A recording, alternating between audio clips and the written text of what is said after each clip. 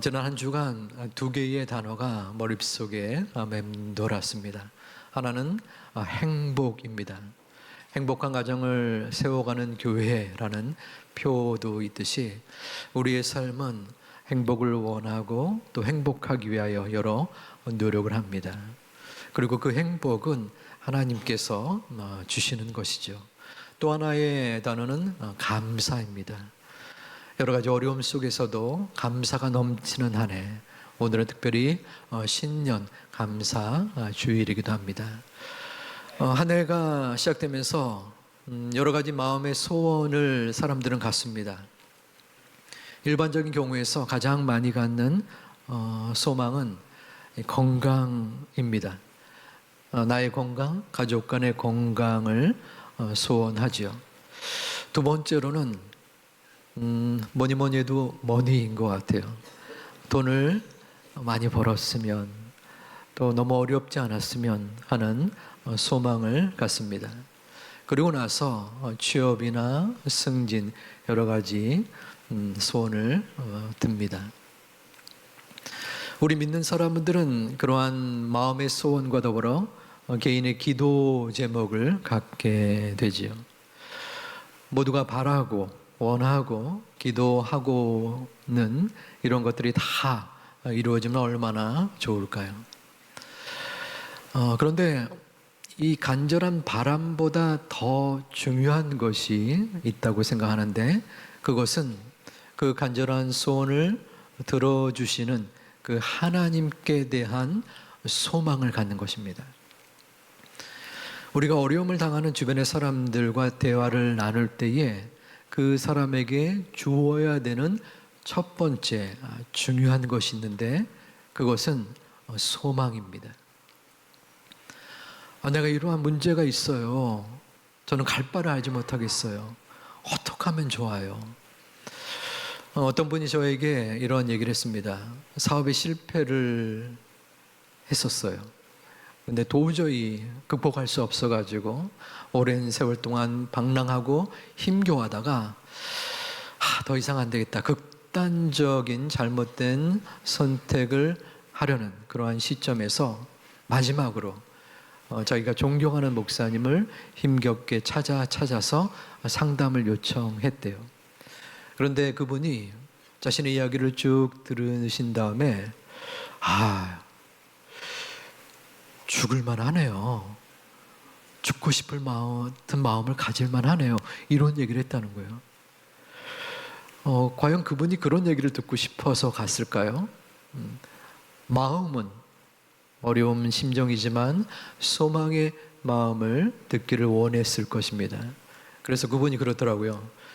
진짜 그 얘기를 들으니까 절망적이더라고 하더라고요. 다행히도 잘못된 길로 가지는 않고 회복해서 그때 저와 이야기를 나누긴 했었습니다. 공황장애를 겪는 분들의 공통점 중에 하나는 죽을 것 같은 두려움입니다. 호랑이가 바로 앞에서 나를 덮치는 듯한 공포를 느끼게 됩니다. 그럴 때에 그분들에게 하는 중요한 말 중에 하나는 공황장애로 죽지는 않습니다 라는 것입니다. 엉뚱한 얘기 같고 또 충격요법인 것 같지만 의외로 효과를 거둡니다. 내가 죽을 것 같은데 죽지 않는다고 하는구나, 소망을 갖게 되는 것이죠. 소망은 절망의 늪에 빠져 있는 사람을 건질 수 있는 커다란 힘이 됩니다. 오늘 말씀은 소망에 관한 말씀입니다. 오늘 본문에서의 배경은 바울이 로마에 도착하여 또 생겨나는 여정을 그리고 있습니다. 바울은 3차 전도 여행을 마치고 원래는 예루살렘에 있었습니다. 그런데 유대인들이 바울을 고소했어요. 죄인으로 몰았습니다. 하지만 바울이 생각할 때는 죄가 없기 때문에 로마 황제에게 그 죄 없음을 판결해 달라라는 항소를 했습니다. 그리고 나서 죄인의 신분으로 로마에 가게 된 것이에요. 배를 타고. 하지만 그 길은 평탄치 않았습니다. 어려웠어요. 유라굴로라는 큰 태풍이 배를 덮쳤습니다. 거의 죽을 것 같은 지경에 도달했었어요. 14일 동안 표류를 하다가 간신히 멜리데 섬에 도착을 합니다. 그 섬 사람들이 극진한 환대를 하게 됩니다. 그곳에서 3개월을 보낸 후에 알렉산드리아에서 온 배를 타고 다시 로마로 향하였습니다. 로마에 도착한 바울은 본문 17절에서 그 당시에 로마에 있었던 높은 지위에 있었던 유대인들을 가정으로 초청을 하게 됩니다. 그런데 그 상황은 좀 이해가 되지 않는 상황이었어요.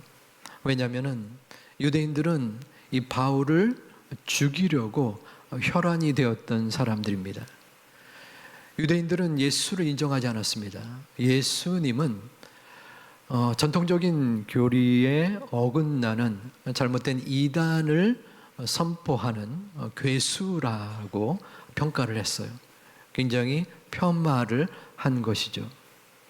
그렇기 때문에 바울이 전하는 이 복음을 방해하려고 무던히도 유대인들은 애를 썼습니다. 당연히 그를 죄인으로 몰 수밖에 없었습니다. 그러한 상황에서 사도 바울은 자신의 잘못이 없음을 토로한 것입니다. 유대인들을 불러서 유력한 유대인들이었어요. 영향력이 있었던 사람들이었죠. 내가 전하는 이 선포하고 증거하는 이 복음은 이스라엘 백성이나 그 조상들의 관습을 대척하지 않는다, 방해하지 않는다, 잘못한 것이 아니다라는 것입니다.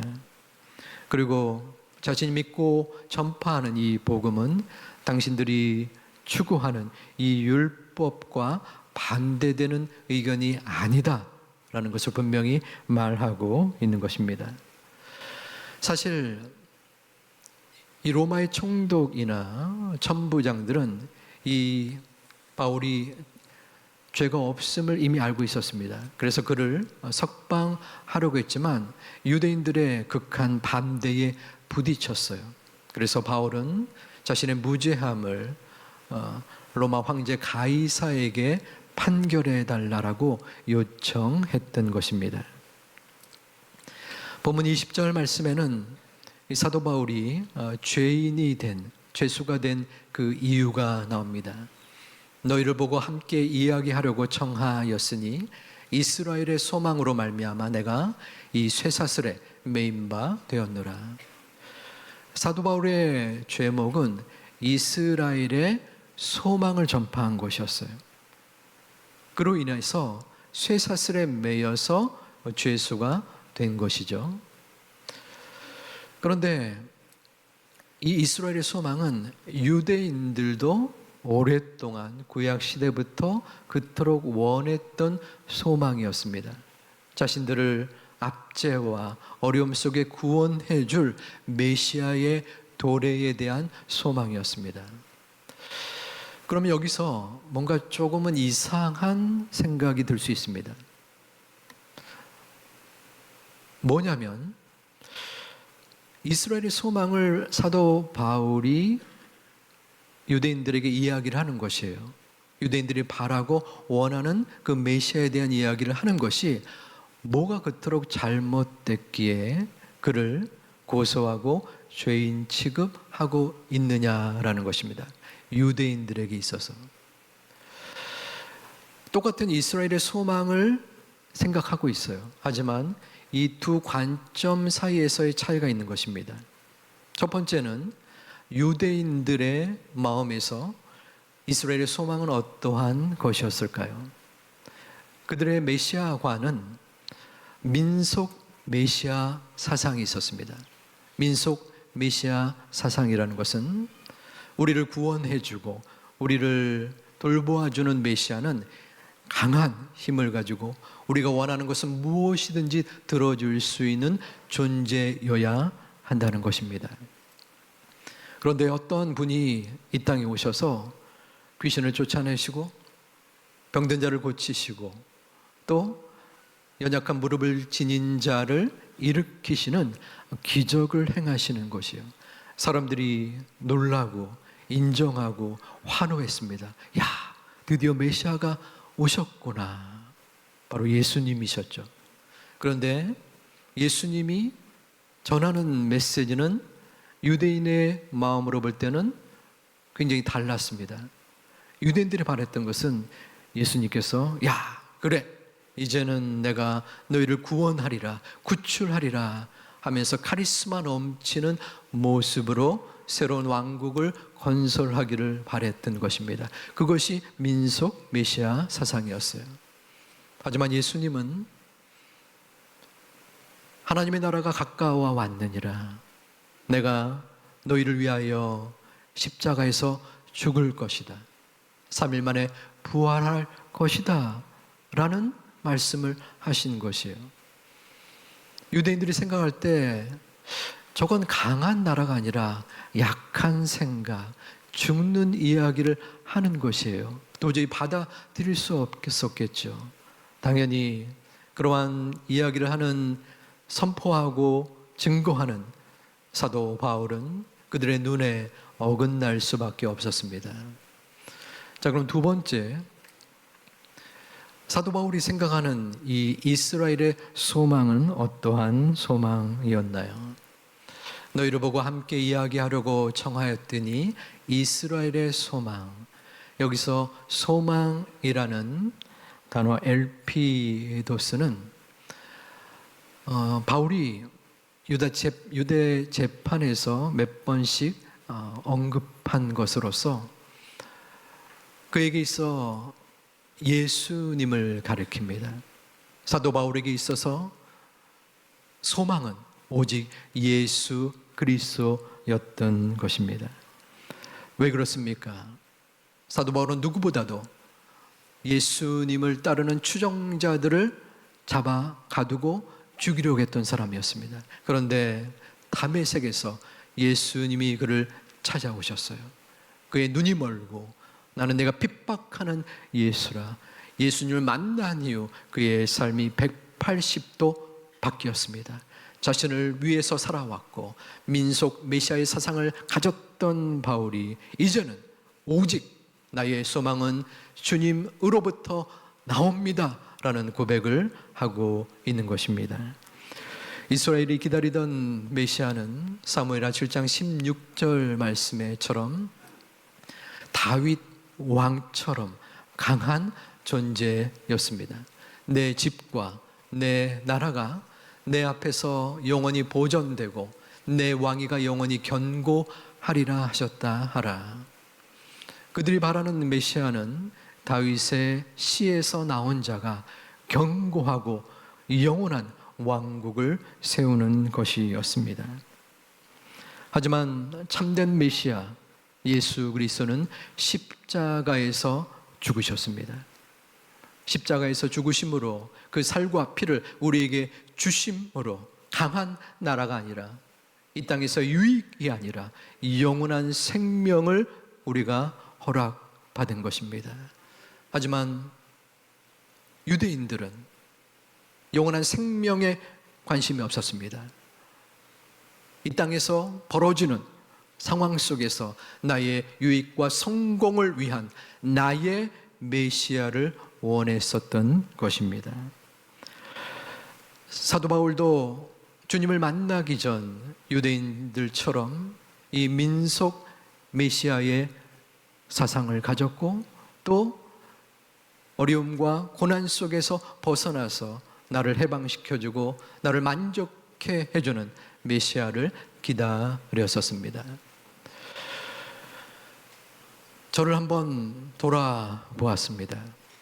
나는 무엇을 소망하며 지금까지 살아왔던가? 저는 어려서부터 교회를 다녔기 때문에, 그리고 교회를 놀이터 삼았기에 그렇게 크게 빛나거나 벗어나지는 않았습니다. 신앙적인 측면에서요. 하지만 제 마음속에 저 또한 유대인들처럼 민속 메시아의 마음을 품고 살아오지 않았나라는 생각이 들었습니다. 내 기도에 응답하시고 나를 잘되게 하신 나를 위한 예수 그리스도를 바라고 기다렸다라는 고백이 나왔습니다. 내가 죽고 그리스도가 살아야 되는데 내가 살기 위해서 그리스도를 이용하고 활용했던 모습을 회개하게 되었습니다. 바울의 소망은 예수님 때문에 내가 잘되고 나를 향한 소망이 아니었습니다. 내가 이 땅에서 잘 나가고 내 가족이 무탈하고 성공을 위한 소망이 아니었습니다. 사도 바울의 소망은 주님이 주인 되는 소망이었습니다. 예수님 덕분에, 십자가 덕분에 쇠사슬이 나에게 묶여 있을지라도 주님이 존귀함 받고 영광 받는다면, 복음이 증거되어진다면 기꺼이 감사함으로 이 고난과 상처를 능히 감당할 수 있을 것이다 라는 소망이었습니다. 그 소망은 절대 소망인 것입니다. 그 어떠한 유혹과 고통이 나에게 임할지라도 흔들리지 않는 소망, 그 절대 소망의 마음이 여러분 가운데 함께 하기를 주님의 이름으로 축원드립니다. 말씀을 준비하면서 송구 영신 예배 때 기도의 제목에 적었던 올 한 해의 기도의 제목을 생각해 보았습니다. 크게 두 가지였습니다. 하나는 교회를 위한 기도의 제목, 또 하나는 우리 가정을 위한 기도 제목이었습니다. 그 두 개의 기도 제목보다도 앞서서 혹은 함께 기도의 한 제목을 더 덧붙여야겠다라는 생각이 들었어요. 하나님, 너무나 부족하지만 절대 소망을 제가 품게 하여 주시옵소서. 내 능력에 부족함이 있지만 그 능력의 역량의 부족함으로 인하여 나태하고 또한 자책하고 낭망하기보다는 주님이 주시는 소망을 바라보게 하여 주시옵소서. 세상 소망이 다 사라져 갈지라도 주님 덕분에, 십자가 덕분에, 그 사랑 덕분에 내가 주님을 바라보는 절대 소망의 모습이 있게 하여 주시옵소서. 저의 기도가 여러분들의 기도가 되기를 주님의 이름으로 축원드립니다. 사도 바울은 이스라엘의 소망으로 인하여 쇠사슬에 매인 바 되었다라고 고백을 합니다. 쇠사슬은 고난과 역경입니다. 이 쇠사슬로 인하여 사도 바울은 힘들었지만 그 고난과 역경을 이끌어 주신 그 하나님의 은혜를 바라볼 수 있었습니다. 소망은 상황과 환경을 넘어서게 만듭니다. 사도 바울의 이 쇠사슬은 묶임이 아니라 매임이 아니라 풀림이요 또한 은혜였습니다. 여러분의 삶의 쇠사슬은 무엇입니까? 여러분들은 어떠한 쇠사슬을 지금 혹시 지니고 계십니까? 내 물질의 곤고함, 건강의 어려움, 내 가족 혹은 자녀의 문제들, 혹은 시험과 취업의 실패, 그리고 각종 기도의 제목들이 우리를 옥죄이고 우리를 낭망케 하기도 합니다. 하지만 그 쇠사슬을 풀 수 있는 유일한 열쇠가 있는데 그것은 바로 절대 소망인 예수 그리스도입니다. 우리의 가정이, 우리의 직장이, 사업장이, 인간관계 속에서 여전히 쇠사슬이 우리를 괴롭힐 수 있습니다. 우리를 힘들게 할 수 있습니다. 하지만 주님 앞에 나의 소망을 아뢰고 그 절대 소망이 나의 심령을 꿰뚫고 그 절대 소망으로 말미암아 모든 것을 주님 앞에 맡긴다면 하나님께서 능히 우리의 삶의 곤고함과 어려움과 고난의 길을 해결하여 주실 줄을 믿습니다. 호랑이에 물려가도 정신을 차리면 된다 라는 말이 있습니다. 문제가 아니라 소망을 잃는 것이 문제입니다. 무슨 말입니까? 우리가 소망을 갖고 있으면 어떠한 문제도 극복할 수 있다는 것입니다. 믿으십니까? 진심으로 여러분 마음속에 소망이 있으면 무너지지 않고 넘어지지 않고 다시 회복될 수 있음을 믿으십니까? 왜 그렇습니까? 내 소망입니까? 내 힘입니까? 내 능력입니까? 아닙니다. 우리는 아무런 능력이 없습니다.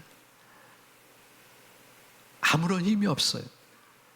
어떠한 해결할 수 있는 역량이 없어요. 하지만 그 소망이 바로 예수님에게서 나오기 때문에 믿습니다. 절망하면, 그 소망을 잃어버리면 그것이 가장 큰 문제입니다.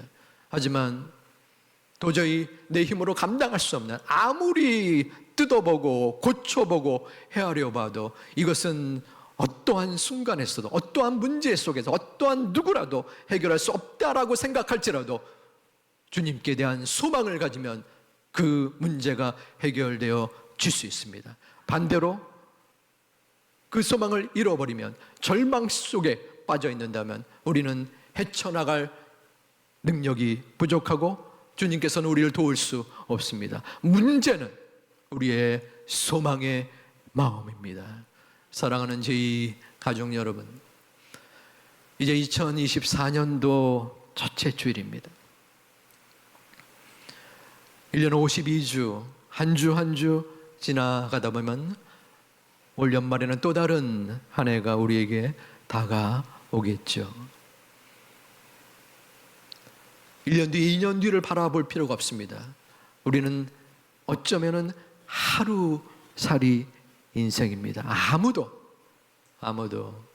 5분 뒤에 우리가 어찌 될지는 알 수 없는 것입니다. 우리는 소망의 마음을 지녀야 합니다.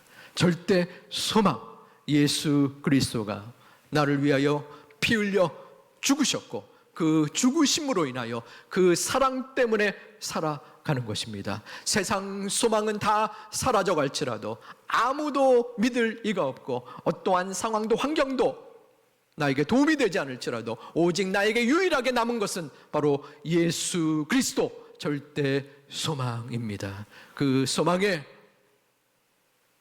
중심을 갖고 올 2024년도 한 해를 보내다가 승리의 개가를 주님 앞에 감사함으로, 평안함으로 부를 수 있는 우리 모두가 되시기를 주님의 이름으로 축원합니다.